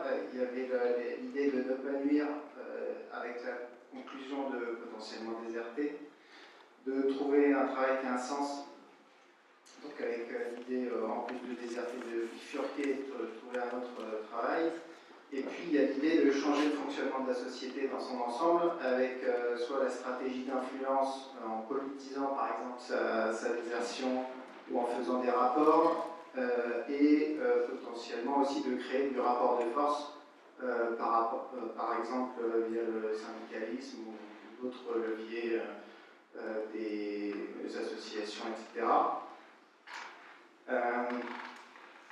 Au sein d'une entreprise comme un gros industriel, il y en a beaucoup qui ne sont pas forcément directement liés à la catastrophe écologique. L'aéronautique, c'est un peu plus simple, c'est un peu plus direct pour arriver à démontrer qu'il y a un lien. Mais la question reste intéressante de savoir qu'est-ce qu'on demande à la fois à l'organisation, cette société-là en particulier, moi, à mes boss, qu'est-ce qu'on leur demande et qu'est-ce qu'on demande aux salariés de faire par rapport à la catastrophe écologique qui est en cours. J'ajouterais une question pour vous aussi. Dans quel rapport cette reconversion touche les femmes ou les hommes? Je veux bien commencer par la dernière question. Je vous laisse les autres. Justement, moi, j'ai pas trouvé de règles là-dessus sur les hommes et les femmes. C'est-à-dire, je sais pas, au départ, je pensais que c'était peut-être plus les femmes. En fait, je rencontrais que des hommes quand je cherchais comme ça un peu en idée. Finalement, je pense que là, ça regroupe quand même aussi d'autres enquêtes, c'est les deux. Mais souvent, quand c'est au cours de la carrière, comme ça, c'est souvent des gens en couple avec enfants, c'est lié à la carrière, mais c'est lié aussi au fait que ça permet toujours de sécuriser en fait, et de pas, de sécuriser la transition. Le fait, par exemple, que dans un couple, l'un reste salarié, donc il y a une stabilité des revenus, et l'autre peut se lancer. Voilà. Alors ça, c'était un peu contre-intuitif par rapport à d'autres études sur downshifting, aussi des croissances aux États-Unis, où c'est plutôt des célibataires, parce que là, il y a l'enjeu des études, beaucoup d'enjeux d'argent autour des enfants et de l'investissement dans les enfants. Et sinon, pour aller plus loin, en fait, il n'y a pas non plus de règle d'âge. Donc, évidemment, les jeunes diplômés, c'est des jeunes, mais c'est à tout moment de la carrière, il n'y a pas vraiment de. Enfin, j'ai l'impression qu'il n'y a pas de règle et ça. Voilà, c'est pas tout pareil. On ne sait jamais si c'est très représentatif, mais malgré tout là-dessus, c'est. Et puis, c'est pas forcément non plus de la ville vers la campagne, ça peut être en ville, on a beaucoup de désertion vers des métiers urbains, de l'artisanat, voilà, c'est pas forcément l'écologie, c'est pas forcément à la campagne, mais ça peut l'être. Et c'est une manière, quitter la métropole, c'est une autre forme de désertion, et puis après, qui permet aussi de sécuriser, parce que aller dans un endroit, par exemple, où l'immobilier est plus accessible. Mais c'est. Voilà, c'est assez. Il n'y a pas de typologie particulière, sinon, je dirais quand même la question de sécuriser, et y compris chez des élites qui sont déjà, on ne va pas dire que, des élites qui sont déjà largement privilégiées et qui ont déjà payé leur logement, peuvent, c'est pas le grand saut, je pense que peut-être les bifurcations dans les années 70 c'était plus aléatoire, mais non pas, voire très différentes. Si c'est les établis, c'est autre chose, dans le sens où c'est un moyen de lutte, mais c'est pas une fin en soi. Mais là, c'est toujours l'idée de sécurisation, parce que de fait, ça peut aussi être très compliqué. Il y a des désertions qui sont très coûteuses individuellement, parce que qui même a commencé un nouveau travail à son compte, par exemple, ça peut susciter des burn-out de reconvertir. Parce qu'il peut y avoir beaucoup d'investissements aussi. Est-ce que ça se vérifie, ça? Vous n'êtes pas seul, ce critère de la sécurité, de la sécurisation? En effet, c'est un sujet qui est important. J'ai un petit peu parlé de la subsistance, mais on peut en parler plus avant. C'est sûr que, parmi nous, on est majoritairement il y a quand même des personnes qui ont fait des carrières qui leur permettent encore de vivre d'ici quelques années sur leur économie. Pas mal d'entre nous qui conservent des emplois. Donc, moi, par exemple, l'ami dont je parlais qui travaille dans un jardin. Et donc, pas mal de gens qui travaillent aussi, je pense, je crois qu'il y a des par exemple des médias. Sinon, aussi, des choses qui sont plus par l'infiltration, c'est-à-dire des gens qui conservent leur emploi, mais qui essaient de le subvertir. Par rapport à qu'est-ce qu'on dit aux entreprises, puisque c'était une des questions qui sont là. Donc, vous n'êtes pas seul, je pense que vous avez compris, on est plus ou moins convaincus par notre expérience et par les rapports qui sont disponibles de ce qu'on a pu vivre en entreprise, que à partir du moment où on a été créé, développé et qu'on subsiste sur une activité qui est foncièrement capitaliste, néolibérale, industrielle, productiviste, ce que vous voulez, et donc on fait partie du problème que de la solution. Pour le dire vulgairement, il n'y a rien à sauver. C'est-à-dire que ça va être transformer une mitraillette en arrosoir, Ça se fait en démontant la mitraillette, en réassemblant les pièces, etc. Donc bref, à la fin, il y a une mitraillette. Donc voilà, c'est un peu une métaphore de balle, mais c'est un peu, j'espère que c'est parlant, sur le fait qu'on ne va pas demander,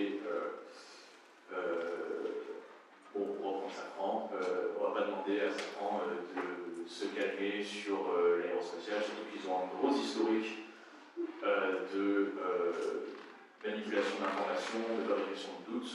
Ça aussi, c'est quelque chose que j'ai pas mal dont j'ai fait l'expérience en étant en école d'ingénieur, c'est que au mépris de la science, souvent, on donne la parole à des personnes qui viennent de structures qui ont complètement subverti des papiers scientifiques et qui ont été dans la fabrication de doutes alors qu'ils avaient les rapports sur leur table depuis 50 ans.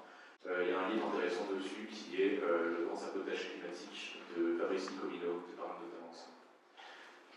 Par rapport à la question des entreprises, bon, j'ai envie de dire, les entreprises où malheureusement, on avait soit envie d'infiltrer, de se quitter.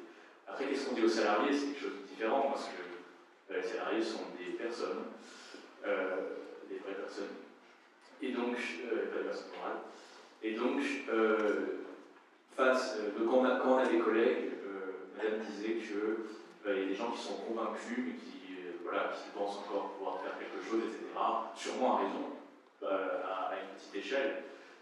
Mais je pense que, en tout cas, chez les déserteurs, il y a toujours eu un déclic.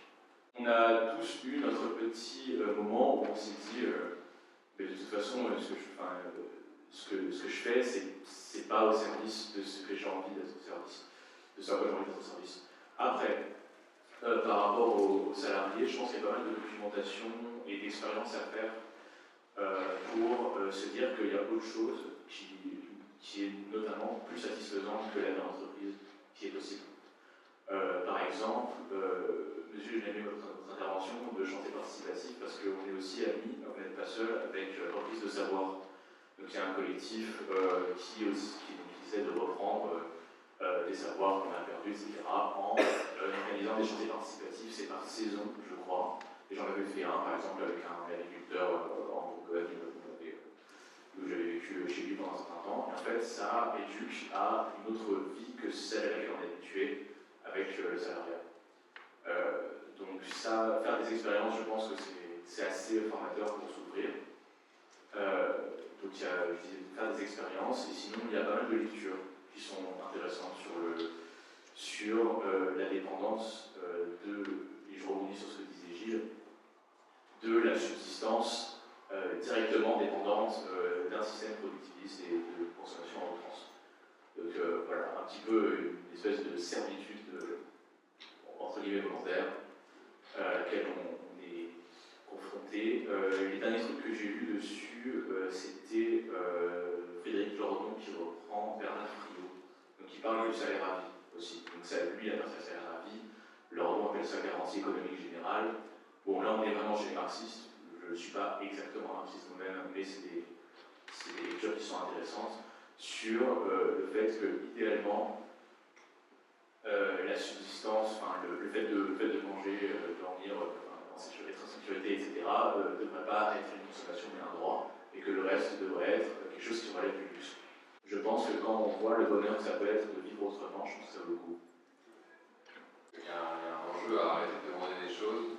Nous, par exemple, comme j'ai expliqué au début, avec le collectif, on échangeait énormément avec les entreprises, justement, on leur demandait d'être plus transparent sur leurs données, de s'engager à faire différentes actions X ou Y. Et je pense que on se rend compte que ça évolue un peu à la marge, et justement, ça peut être un peu nocif dans un sens où en fait, on a l'impression que l'entreprise ou les grandes entreprises en général font des choses parce que voilà, elles sont transparentes, elles font des rapports RSE, elles partagent leurs chiffres sur comment bien investir par exemple dans les énergies renouvelables, montrent quelles sont les entreprises les plus vertueuses sur cet aspect-là, etc. Et que en fait, si on n'exige pas des choses et tant qu'on n'a pas au moins cette chose qu'on exige, on n'est pas satisfait et on n'arrivera pas à vraiment enclencher une transformation parce que juste ça fera vraiment une transition et un peu une adaptation du modèle, mais in fine ça ne changera pas grand chose et on peut le voir aujourd'hui avec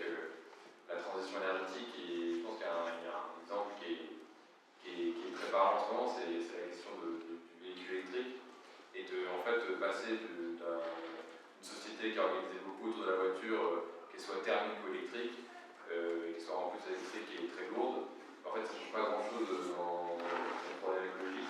Et donc quand on va demain, dès aujourd'hui d'ailleurs, développer des nouvelles mines de lithium par exemple, ou d'autres matériaux, de minéraux, etc., et il faut que derrière il y ait un projet politique clair et structuré pour qu'on fasse évoluer aussi notre fonctionnement et les infrastructures qui vont derrière. Tant qu'on n'a pas ça et tant qu'on n'est pas sur un modèle qui vraiment transforme notre manière notre organisation autour de la mobilité, et en fait on n'arrivera pas vraiment à faire une vraie transition écologique, une vraie transformation écologique. Et donc je pense qu'il y a un enjeu à vraiment mettre en place un rapport de force, c'est pour ça que c'est pour ça que l'action syndicale est importante, l'action politique associative aussi, vous en avez parlé, elle est importante, l'action malgré tout dans les partis, parce que c'est un peu, de façon, on va parler un peu de la politique institutionnelle aujourd'hui, elle est quand même importante parce qu'on ne va pas changer les choses juste en demandant des choses aux grandes entreprises qui n'ont aucun intérêt direct à changer aujourd'hui. Comment on mutualise un peu les ressources ou les productions intellectuelles des uns et des autres, je pense qu'il y a un enjeu pareil à proposer des choses très concrètes, par exemple sur la question de l'alimentation, autour de la sécurité sociale de l'alimentation. C'est quelque chose il n'y a pas d'initiative qui se monte en France et ailleurs. Par exemple, je crois qu'il y en a une à Montpellier qui a plus de boutique, si je ne me trompe pas, et où là, vraiment, on met en commun une ressource, on s'organise entre producteurs et consommateurs pour répondre à un besoin bien dimensionné et pas répondre à l'industrie agroalimentaire qui souhaite dans la plupart du temps juste produire et maximiser son profit. Et donc il y a un enjeu aussi à mutualiser les cercles, mais il faut être bien conscient que l'entreprise le monde des grandes entreprises et finalement tous les sous-traitants et les entreprises qui travaillent avec, les plus petits acteurs, aujourd'hui, elles n'ont aucun intérêt à faire ça. Elles ont plutôt intérêt, justement, quand on est sur un marché en concurrence, à cacher ce qu'on produit. Et en fait, si on ne change pas les règles du jeu, ça sera aussi même une entreprise, même une coopérative. Il y a plein de coopératives. Crédit Agricole, c'est une coopérative agréable qui est une coopérative agricole. C'est aussi une coopérative. Et donc, il y a des vraies questions de comment on s'organise et de quelle est la taille des structures qu'on considère, et puis derrière, comment on sort des choses très concrètes comme l'alimentation ou l'eau, par exemple, du fonctionnement du modèle économique actuel. Gilles ? Oui, j'avais une petite remarque, c'était parce que on évoque, par exemple, il y a aussi vos homologues de AgroParisTech. Et je sais qu'à AgroParisTech, Leusement, qui forme un ingénieur agronome notamment, avec d'ailleurs 75% d'ingénieurs agronomes qui sortent des promotions d'AgroParisTech sont des femmes d'ailleurs.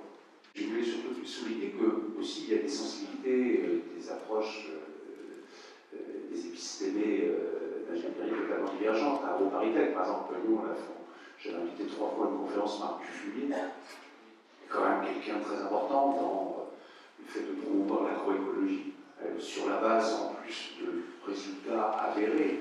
Marc Dufumier a travaillé sur des surfaces agricoles en Afrique très importantes, sans intrants chimiques, avec des rendements supérieurs à ceux qu'on peut avoir dans le cadre de l'agriculture intensive ou monoculturelle. Donc, et voilà, il y a pourtant des personnalités comme ça. Donc, est-ce que Marc Dufumier est une exception ou... N'ayant pas fait agro, je ne vais pas forcément de référence sur l'agroécologie, mais bon, Marc Dufumier est une exception. Assurément, c'est quelqu'un d'exceptionnel. Exception. Assurément, il est exceptionnel, mais j'ai connu quelques profs intervenants à Centrale Supélec qui ont cette vision de vouloir le changement systémique et donc qui font des conférences, qui organisent des conférences avec des élèves et avec des invités pour essayer de... Sachant que c'est un prof, mais c'est un praticien. Oui. Parce qu'il se déplace partout en France pour apprendre aux agriculteurs comment vous pouvez travailler autrement, comment vous pouvez faire vos transitions en bio, en expérimentant sur des petites parcelles, en allant de progressivité, etc. Il intervient en Normandie, en Auvergne, il passe en Afrique, en Amérique du Sud. Sud, un peu partout, pour apprendre d'autres modes de travailler à des agriculteurs qui ne sont pas encore formés aujourd'hui. C'est ça le problème. Se former en général en permaculture, en biodynamie, etc. En général, c'est plutôt un effort qui incombe aux agriculteurs eux-mêmes. Je pense qu'il y a plusieurs chemins possibles pour transformer le système. Moi, je suis à la CGT et là, on explore par des recherches-actions sur le travail. Je travaille sur le travail depuis plusieurs années. Parce qu'on s'aperçoit que les travailleuses et les travailleurs déploient dans leur travail, au bout d'un certain moment, des espaces d'initiative. Et nous, on essaye de leur faire prendre conscience que ces espaces d'initiative, ils ont des leviers d'action énormes. C'est-à-dire qu'ils ont ils ont des fausses interventions qui sont pratiquement inconscientes. Et lorsqu'ils prennent conscience de ce pouvoir d'agir, individuellement déjà, et lorsqu'on met en commun ces pouvoirs d'agir, on fait des choses extraordinaires. Il y a les entreprises ne fonctionnent pas s'il n'y avait pas les travailleurs qui sont à l'intérieur. Et donc, quand ils mesurent le pouvoir d'agir qu'ils ont, on peut faire des choses extraordinaires dans tous les domaines, et en particulier dans l'écologie. Dans les boîtes de plasturgie, les gars qui s'occupaient à projeter le tableau de bord, ils s'aperçoivent que le tableau de bord aujourd'hui, leur boîte dit que tous les plastiques sont recyclables, sauf qu'ils les collent de telle manière qu'on ne peut pas les recycler. Et c'est le même tableau de bord que sur la voiture électrique. Et là, eux, ils sont en train de prendre conscience qu'ils participent à ça. Et donc c'est quand on les interviewe et qu'ils prennent conscience de leur participation, en fait, qu'ils participent à aller dans le mur. Et je pense qu'on a ce travail-là aussi à faire. Dans quelle mesure les propositions que vous avez peuvent s'adresser à des personnes qui ont un autre profil, qui sont coincées dans des emplois qui sont mal rémunérés, peu qualifiés, et qui n'ont pas de sécurité de logement ou d'épargne qui peuvent leur permettre d'envisager peut-être plus sereinement le genre de proposition que vous avez. Sur la question de comment on fait quand on n'a pas des conditions matérielles suffisantes pour bifurquer individuellement, moi, mon point, c'est plutôt mon enjeu, enfin l'enjeu qu'on a au collectif, c'est plutôt de trouver des moyens de s'organiser collectivement, donc quels que soient ces moyens, et je suis d'accord que la question de la bifurcation, tu l'as dit aussi, elle a besoin elle nécessite des moyens matériels suffisants, et c'est d'ailleurs pour ça que c'est souvent le cas, et en fait dans la plupart des expériences qu'on connaît, c'est souvent des gens qui ont déjà des moyens initialement ou qui ont une famille qui a les moyens, etc. Et c'est pour ça que moi je pense que la bifurcation aussi ça a des limites, même si ça a plein de vertus par ailleurs. C'est que pour les gens qui n'ont pas les conditions matérielles nécessaires, c'est impossible en fait. C'est pour ça que la question tout à l'heure de quand on cherche un emploi où le critère salaire, c'est l'un des plus beaux parce que forcément il faut derrière pouvoir se loger, se nourrir, etc. C'est ce qui est normal. Et c'est pour ça que je pense que la solution qui marche de façon la plus universelle possible, c'est l'organisation collective, que ce soit à travers le syndicat, à travers l'association, à travers le militantisme, voilà, comme Madame le décrivait tout à l'heure. J'aimerais bien avoir le sentiment d'Anne sur ce que vient de dire. Je pense que oui, c'est un peu l'ambiguïté des actions, c'est le fait que c'est nécessairement un moment individuel, enfin, il y a une part individuelle de l'engagement. Ça me semble intéressant quand c'est des élites parce que si ça se multiplie, je pense qu'il y a un pouvoir, disons, si les élites désertent, c'est une manière au moins d'éroder le système. Il n'y a pas de conseil non plus derrière. Je pense au contraire qu'il faut articuler, compte tenu du fait qu'il n'y a pas une prise de conscience si importante que ça de l'idée que la priorité, c'est la crise écologique et le changement de mode de vie. Je suis peut-être pessimiste, mais j'ai l'impression que c'est justement la difficulté vient du fait qu'il y a une conscience, dans le sens où effectivement le message est passé, l'idée qu'il y a une crise écologique et que chacun voilà, se renseigne à sa façon, se dit que l'avenir est sombre, qu'est-ce qui va nous tomber dessus, enfin, il y a quelque chose qui est généralisé, mais en revanche, que faire face à ça? Là, chacun, enfin, il n'y a pas de, actuellement, je considère qu'il n'y a pas de solution collective, il n'y a pas de clé en main, il n'y a pas, voilà, il n'y a pas une solution. Alors la prise sur le réel est vraiment difficile. D'où l'intérêt qui est des désertions qui ont un écho, qui sont individuelles mais qui ont un écho médiatique, qui se collectivisent aussi avec des collectifs, qui est des prises de conscience à l'intérieur. Et je pense que la question du sens du travail, par exemple, c'est une question qui traverse tous les emplois. Et donner du sens, montrer qu'il y a des pouvoirs d'action, enfin, il y a autant à faire dans l'entreprise, dans les administrations qu'à l'extérieur. Et malgré tout, mais c'est là que j'ai pas de solution, c'est qu'à un moment donné, il faut dépasser l'individuel et aller dans le collectif. Et malheureusement, le mode d'emploi, on ne l'a pas parce qu'il y a globalement dans la société, il y a quand même une crise de confiance du politique vis-à-vis de la politique, vis-à-vis du collectif aussi, par des déceptions accumulées, par l'idée que ce n'est pas efficace, que rien ne sert à rien. Et donc, voilà, je dirais qu'il n'y a pas de solution clé en main. D'où l'intérêt de toutes les initiatives possibles, que ce soit pour émanciper le travail, démocratiser l'entreprise, que ce soit en gros du côté de la justice sociale et de l'émancipation ou de l'écologie. Moi j'avais une petite remarque en rebond par rapport à plusieurs interventions. C'est effectivement, comme vous disiez, monsieur, c'est vrai qu'il y a une liberté, comment dire, paradoxale dans l'espace de travail, comme vous disiez. C'est-à-dire que des chercheurs comme Lafranchoise ont bien montré que le travail contraignant et prescrit est impossible. Il y a toujours un écart entre le travail réel et le travail prescrit. Il y a une subjectivation du processus de travail qui fait que s'il n'y a pas cette subjectivation, la chaîne de montage s'arrête. Voilà. Et donc ça c'est très très important. Après c'est la reconquête d'une forme de souveraineté dans l'espace de travail, ça c'est plus délicat. Parce que vous parliez, chaque hiérarchie est plus ou moins, comment dire, avide de rapports de subordination au rapport hiérarchique. On ne va pas accorder, enfin chez vous pour les safrans, moi j'ai demandé ce qui se passe chez Alstom, chez Alva, le mode d'organisation et le mode de management. Par exemple, sur les formes de souveraineté, c'est très intéressant.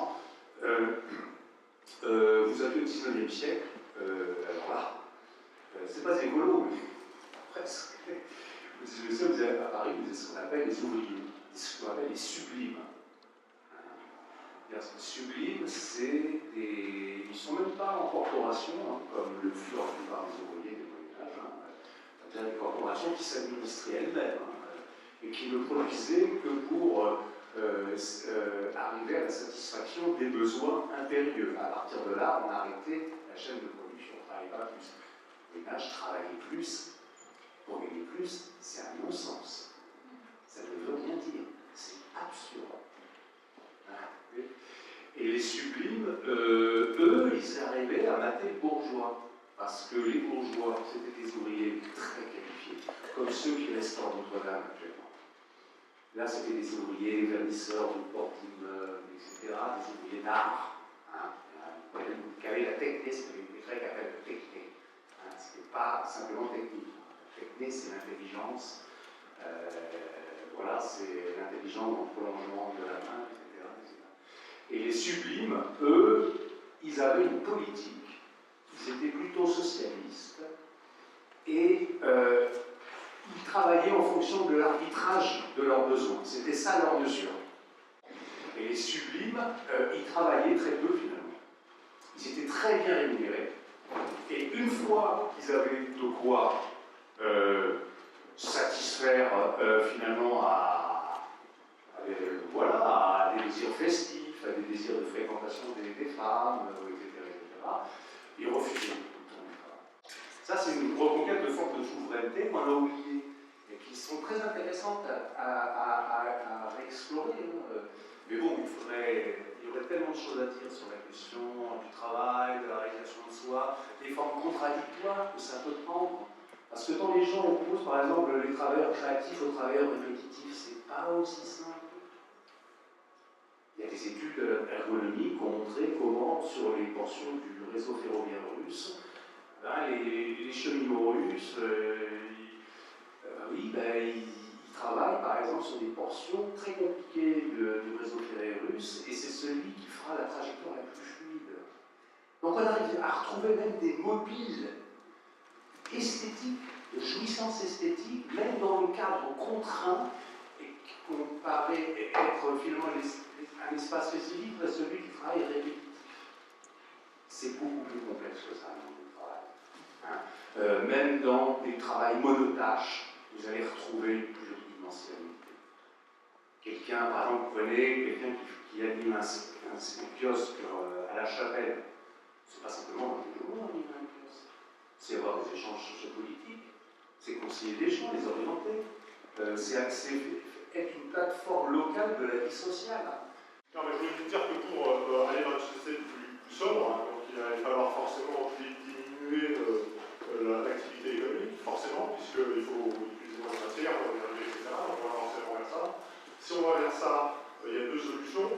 Ou alors on diminue le nombre de personnes qui travaillent, puisque voilà, on reste à une productivité d'impact identique et il y a moins de gens qui bossent. Ou alors, et c'est tout paix à mon avis, où on redistribue le travail, c'est-à-dire les endroits qui sont aujourd'hui très productifs, notamment par exemple dans les champs, dans l'agriculture, là on va employer une seule personne, on va employer 10, mais la productivité on produira moins, donc la productivité on produira autant avec plus de personnes, donc on va créer de l'emploi, mais alors, dans tous les cas, ça veut dire qu'on baisse l'activité économique, donc on baisse le pouvoir d'achat. Donc on va forcément, si on regarde ça, la société qui a moins de pouvoir d'achat. Comment on fait avec ça? Comment on fait avec justement tous ces projets de carrière, tous ces gens qui se projettent vers un mieux-être de manière légitime? C'est ce qu'il n'y a pas un politique aujourd'hui qui est capable de nous dire, derrière les transformations qu'il va y avoir dans la société, on va baisser le pouvoir d'achat. Je n'ai pas entendu aujourd'hui un seul politique qui parlait de cette baisse du pouvoir d'achat qui est inéluctable. Et la question derrière, c'est qu'est-ce que veut dire dans une société où le pouvoir d'achat baisse, ou peut-être l'emploi baisse? Quel est le sens du travail? Comment on re-questionne cette notion du travail qui n'est plus forcément simplement aller travailler au sens où on entend aujourd'hui ou vendre son activité sur le marché? À mon sens, c'est aussi peut-être une activité non marchande qui va se développer, qui est nécessaire et qui va faire partie du contrat social de demain. Ma question, c'est comment on accompagne justement, et peut-être justement cette fameuse solidarité collective dont on parlait tout à l'heure, c'est exactement ça, c'est comment demain on s'organise ensemble collectivement pour, en ayant un pouvoir d'achat moindre, avoir moins de besoins vis-à-vis du marché, mais être capable de répondre un peu plus collectivement, ensemble, à des choses dont on a besoin, et voilà. En fait, vous parlez de pas mal de paramètres qui sont inhérents au système dans lequel on est. Le pouvoir d'achat, le fait qu'on ait une distribution du travail qui soit telle qu'on la connaît aujourd'hui. Mais je pense que le point de vue de la désertion, c'est ok, tout ça est un problème. On ne va pas prendre ces paramètres à l'intérieur du système et essayer de diluer avec. On va prendre un autre système avec des paramètres qui soient plus justes. Je pense que la question ne se pose pas forcément quand on se.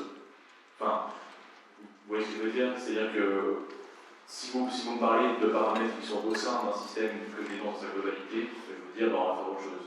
Et c'est pour ça que le changement de système s'inscrit là-dedans. Non pas que ce soit pas un questionnement pertinent, mais c'est un questionnement qu'il faudrait se poser dans un autre système. Qu'est-ce qui pourrait fonctionner? Et je renvoie aussi à ce que j'avais dit sur Friot et Lordon qui parlent de cette garantie économique générale, du salaire à vie, et de toutes ces manières autres qu'on a de penser le travail, non pas comme étant esclave de sa subsistance, mais comme une division du travail qui serait autre. La question c'est plutôt, je suis CSP+, comment est-ce que je fais pour vivre différemment et essayer de changer le système? Je déserte, et du coup pour les personnes qui sont pas CSP+, Je pense que les luttes écologiques et sociales donnent beaucoup à voir ce mélange-là de personnes qui ont des horizons différents et qui, avec des modes d'action différents, évoluent globalement vers la même trajectoire parce qu'on sait qu'on va devoir faire un changement radical. Et que ça, tout le monde, tous les travailleurs, les travailleuses, les gens qui ne travaillent pas, CSP+, CSP-, que sais-je, tout le monde sera concerné. Donc, encore une fois, voilà, il y a cette question d'articulation du collectif. C'est pensé, hein, mais je ne suis pas sûre que ça prenne. Ouais, c'est pensé d'une façon, mais je ne suis pas sûre que penser la sobriété, ça ait beaucoup d'emprise sur la société. Parce qu'effectivement, c'est pas du tout. C'est pas porté politiquement parce que ça ne trouve pas non plus globalement son public.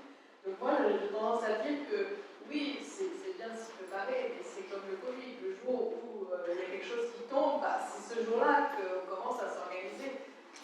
Parce que la contrainte est peut-être ce qui, à un moment donné, et c'est dans l'écologie, c'est le fait qu'on puisse, cas la reporter un peu. Et qui fait que, on reporte à demain. Bon, ce qui n'empêche pas de poursuivre effectivement des expérimentations qui peuvent en inspirer d'autres, etc. On sera un petit peu moins surpris, un petit peu plus préparé, on pourra peut-être davantage montrer le chemin. De toute façon, une chose est certaine, c'est qu'il n'y a pas une solution. Bon, je ne vais pas soulever maintenant le